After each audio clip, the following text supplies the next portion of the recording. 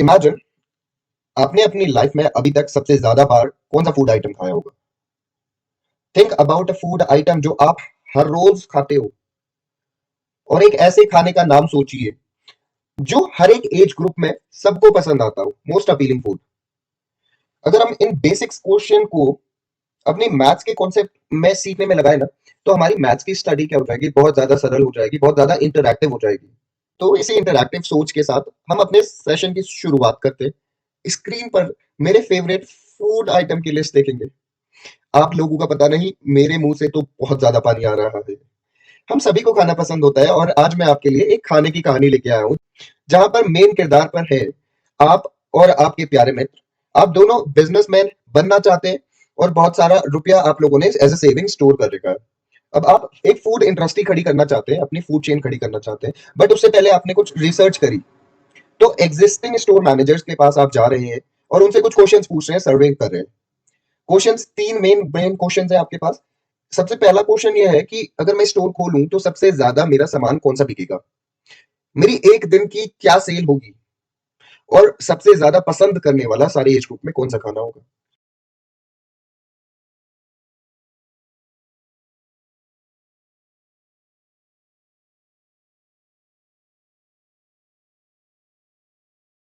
तो यही सारे क्वेश्चंस सुनकर स्टोर मैनेजर ने स्टैटिस्टिक्स लगाई वहां पर। मीन मीडियन मोड का इस्तेमाल करके उनने सारे सर्वे कंप्लीट करे और एक रिजल्ट पर पहुंचे। तो हम भी उन्हीं की तरह अपनी मैथ्स कॉन्सेप्ट को रियल लाइफ के साथ कनेक्ट करके स्टार्ट करते हैं। Hello and welcome to Master जी।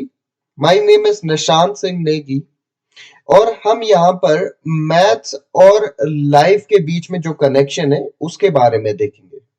आज की क्लास में सांख्यिकी यानी कि स्टैटिस्टिक्स किससे रूबरू कराएंगे हम आपको।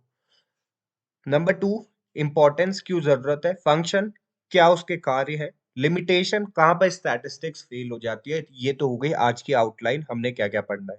आने वाले भविष्य में हमने what is the central tendency, mode, mean, median, जितने तरीके हैं आपकी क्लास में हम सब देखेंगे। अगर आपने अभी तक चैनल को सब्सक्राइब नहीं करा है तो प्लीज सब्सक्राइब करें। स्टैटिस्टिक्स एक ऐसी साइंस है जिसमें आपके पास मेन पॉइंट है डेटा का। अब डेटा को आप किस तरीके से क्या करोगे, आप अरेंज करोगे, वही स्टैटिस्टिक्स बोली जाती है। Arrangement of data in a very systematic manner so that we can collect, analyse, interpret present empirical data. क्या हो गए, ये तो बहुत भारी शब्द हो गए सारे। तो स्टैटिस्टिक्स डेटा को अरेंज करने की साइंस है, जहां पर जिसकी मदद से क्या होगा, हम ऐसा अरेंजमेंट कुछ रखेंगे जिसकी मदद से मेरे पास जो भी डेटा गिवन होगा उसको मैं इंटरप्रेट, एनालाइज, मतलब इंटरप्रेट मतलब कलेक्ट, कलेक्ट तो हो गई वो, अगर एक जगह रखा है तो कलेक्शन करा हमने बहुत अच्छे सिस्टमैटिक मैनर पे। एनालाइज यानी कि मैं उसको समझ पाऊंगा, इंटरप्रेट यानी कि मैं किसी को भी समझा पाऊंगा, प्रेजेंट यानी कि मैं किसी के भी सामने प्रस्तुत कर पाऊंगा, इम्पेरिकल डेटा जो भी हमारे पास डेटा गिवन है। अब हम क्यों पढ़ रहे हैं, आपको क्लास 9 से लेकर 12 तक या 8 से लेकर 12 तक क्यों पढ़ाया जा रहा है, क्यों इतनी माथापच्ची है। तो स्टैटिस्टिक्स का बहुत ही ज्यादा आपकी लाइफ में इंपॉर्टेंस रहेगा, डायरेक्ट, कॉन्शियस और सबकॉन्शियसली। कैसे, let me give you an example for it. जब भी स्टैटिस्टिक्स, हम कोई भी कॉम्पिटिटिव एग्जाम में बैठेंगे इन फ्यूचर, कहीं पर तो कहीं कुछ ना कुछ एग्जाम जरूर देंगे। ठीक है, तो हम कोई सा भी एक एग्जाम ले लेते हैं कॉम्पिटिटिव। तो कभी कभी आपको क्या होगा, बिल्कुल एग्जैक्ट आंसर नहीं पता होगा, तो आपको वहां पर प्रिडिक्शन करनी पड़ेगी कि यार इसका आंसर कुछ इस प्रकार होगा, क्योंकि ये ऐसा ऐसा है। आप उसके पीछे लॉजिक दोगे कि इसकी वैल्यू इसके आसपास है, इसकी मिड पॉइंट से ऊपर है, इसके मिड पॉइंट से कम है, तो इतना तो आना ही चाहिए। तो प्रिडिक्शन यानी कि आपकी रीजनिंग एबिलिटी बढ़ाता है। ट्रायल्स में क्या हुआ होगा, आपको क्या लगता है। सब लोगों को वैक्सीन दी गई, जो भी ट्रायल वैक्सीन थी, और उनके डेटा लिखे गए कि कितनों की तबीयत खराब हुई, कितनों को कुछ भी नहीं हुआ, तो कितनों से कोरोना वायरस चले गया। तो ये सब क्या हो गया, एक स्टैटिकल डेटा हो गया, वो in the numbers we are arranging in a very systematic manner. क्यों जरूरी है, बिजनेस स्टार्ट करोगे आप कुछ भी, सबसे पहली चीज क्या होगी, बिजनेस के लिए आइडिया चाहिए होगा, और आइडिया के बाद आपको सीधे इन्वेस्ट करना पड़ेगा। तो इन्वेस्टमेंट यानी कि कुछ ना कुछ रुपया होगा। अब उस इन्वेस्टमेंट के अंदर भी कैटेगरीज होंगे कि यहाँ पर मैं इसको रेंट पे दूंगा, यहाँ पर इतना लेबर चार्ज होगा, यहाँ पर मेरा प्रोडक्शन में लगेगा, यहाँ मैन्युफैक्चरिंग में लगेगा, यहाँ एडवर्टीजमेंट में लगेगा। तो ये सब क्या हो गया, एक डेटा है। डेटा का अरेंजमेंट हम करके एक फाइनल रिजल्ट निकाला कि इतना एक्सपेंडिचर हो रहा है मेरा। इकोनॉमिक्स, अर्थव्यवस्था, देश की जीडीपी कितनी है, अगर आप लोग जानते हो तो कमेंट मेरे को जरूर करो। कहीं कोई एफडी बना रहा है, कोई स्टॉक्स में इन्वेस्ट कर रहा है, सब कुछ क्या हो गया, ये सब बैंकिंग के अंदर आया। तो वहां पर क्या है, नंबर्स का ही तो गेम है। अगर एक जीरो एक्स्ट्रा हो गया स्टैट्स में तो क्या हो जाएगा, गड़बड़ हो जाएगी। या फिर अगर आपके अकाउंट में आ गया, आप तो खुश हो जाओगे। ज्योतिष हाथ देखता है, और क्या क्या करता है वो, आपसे आपकी हाथ देखने से नहीं बता पाएगा वो, है ना। हाथ देखने वाले पता नहीं, हमें तो यकीन ही नहीं होता। जो डेट ऑफ बर्थ पूछेंगे आपसे, डेट ऑफ बर्थ का टाइमिंग भी पूछ लेंगे आपसे। तो इन दोनों डेटा की मदद से वो क्या बताते हैं, आपके ग्रह नक्षत्र ऐसे है, ऐसे इतने में शादी होगी, इतने में नौकरी होगी, ऐसा ऐसा आपका जीवन रहेगा। ये सब क्या प्रेडिक्शन करते हैं स्टैटिकल नॉलेज से। ठीक है, तो ये तो हो गई भाई क्यों जरूरी है। अब हम समझते हैं कि कहाँ कहाँ पर इसका कार्य है। देखो, कार्य तो इन सब में भी है, business, economics, maths, banking, administration, accounting, auditing, natural science, ये सब हर ही जगह में है। तो आप कोई भी फील्ड उठा लो, किसी भी, आप अपनी अपना दिनचर्या ही उठा लो। ये फील्ड छोड़ो, तुम इतनी बड़ी बड़ी बातें, आप अपना दिनचर्या उठा लो। एक दिन में आप कितनी बार आके झपकाते हो, यानी कि बंद करते हो खोलते हो, बंद करते हो खोलते हो, कितनी बार, एक डेटा हो जाएगा कि हार्ट बीट कितनी है, सोते हुए अलग होगी, चलते हुए अलग होगी, दौड़ते हुए अलग होगी। क्या आप बिल्कुल एक्सट्रीमिटी में, मतलब रिस्क तो नहीं है आपको, कैसे पता लगता है कि आपके हार्ट बीट की तो स्टैटिकल नॉलेज देखेंगे वो। तो ये इसीलिए इम्पोर्टेंट है। मेडिकल साइंस वगैरह यहाँ लिखा नहीं है, बहुत सारे फील्ड अब पॉसिबल तो है नहीं हम एवरी फील्ड हम यहाँ दिखा दे। तो ये सब जो जो है, आपको एक बेसिक अंडरस्टैंडिंग आपको खुद भी बनानी पड़ेगी। I hope I am making it clear, very clear, बहुत सिंपल वर्ड्स में बता रहा हूँ।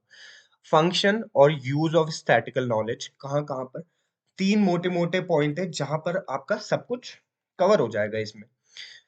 एक तो आपको क्या होगा, स्टैटिकल आपके पास कुछ भी डेटा होगा ना, जैसे कोई भी कंपनी का एक ऑडिट है, मान लो कि एक कंपनी का ऑडिट है, कंपनी का ऑडिट है आपके पास, तो आप क्या बता पाओगे, उस कंपनी ने कहाँ कहाँ कितने खर्चे करे, एक्सपेंडिचर कितना है उस कंपनी का।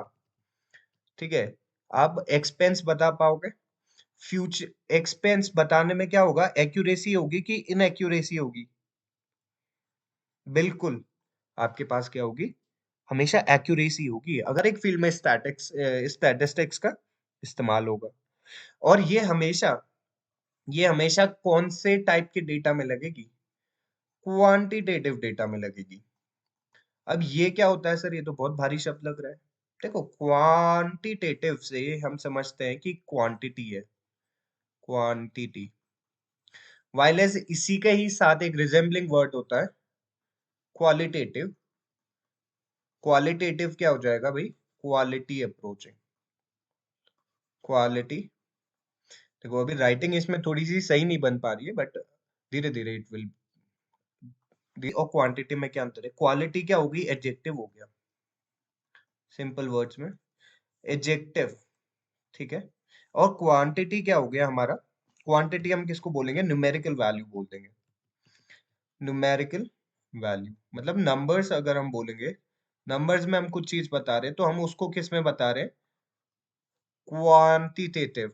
अगर हम किसी को उसके कलर के हिसाब से, स्मेल के, यानी कि स्मेल के एसेंस के ही बोल सकते हैं, स्मेल के अकॉर्डिंग, तो हम इन एडजेक्टिव्स के हिसाब से अगर हम बताएंगे, तो वो क्या हो जाएगा, क्वालिटेटिव डेटा हो जाएगा।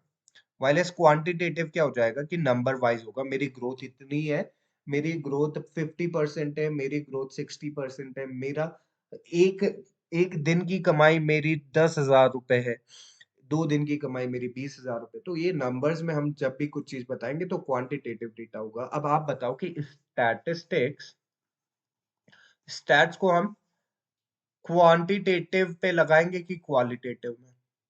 बिल्कुल आप सही सोच रहे हैं।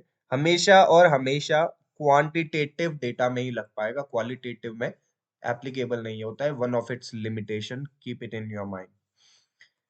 ठीक है, और क्या है लिमिटेशन?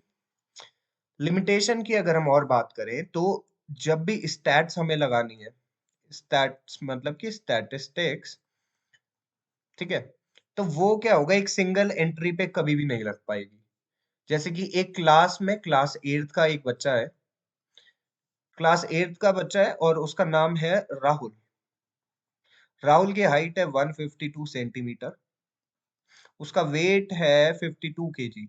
अब मैं आपसे पूछूंगा कि आप कुछ भी इस क्लास 8 के बारे में इंटरप्रेट कर पाओ, आप कर पाओगे क्या? आप नहीं कर पाओगे। क्यों? बस आप एक बात ये बता पाओगे, उस क्लास 8 में राहुल है और उसकी हाइट 152 सेंटीमीटर है, 52 केजी है, बस इतना ही बता पाओगे। अगर मैं आपसे पूछ दूं एवरेज वेट ऑफ क्लास 8 क्या होगा, तो एवरेज वेट कैसे निकालेंगे भाई? यहाँ तो बाकी बच्चों के तो नाम ही नहीं है, बाकी हम कैसे निकाले हमें? तो यही चीज है स्टैटिस्टिक्स यूज करने के लिए। आपको क्या चाहिए? ग्रुप चाहिए। आपको ग्रुप चाहिए। नंबर 2, ग्रुप हो या फिर एग्रीगेट हो किसी चीज का। जैसे कि हम जीडीपी की बात कर रहे थे, जीडीपी हमारे देश की कितनी है, चलो हम ही बता देते हैं, वो है 3 ट्रिलियन। अभी 3 ट्रिलियन मार्क को उसने टच करा है। तो हमारी जीडीपी एक क्या हो गया, एग्रीगेट डेटा हो गया इसका। अभी हमने उसके 3 ट्रिलियन कैसे आया वो नहीं बताया ना, क्योंकि 3 ट्रिलियन के अंदर बहुत सारी सब कैटेगरीज होंगी जो कि हम यहाँ नहीं बता पाएंगे, वो बजट आपको देखना पड़ेगा। आप बात कर रहे थे कि स्टैटिस्टिक्स का हम यूज ग्रुप या फिर एग्रीगेट एग्रीगेट हो, तो चलो इस पॉइंट को भी देखते हैं और इस क्लास को हम यहीं पर ही खत्म करेंगे। देखो, स्टैटिस्ट लॉ और true on average, aggregate of fact, हमारे पास फैक्ट का एग्रीगेट हम निकालते हैं।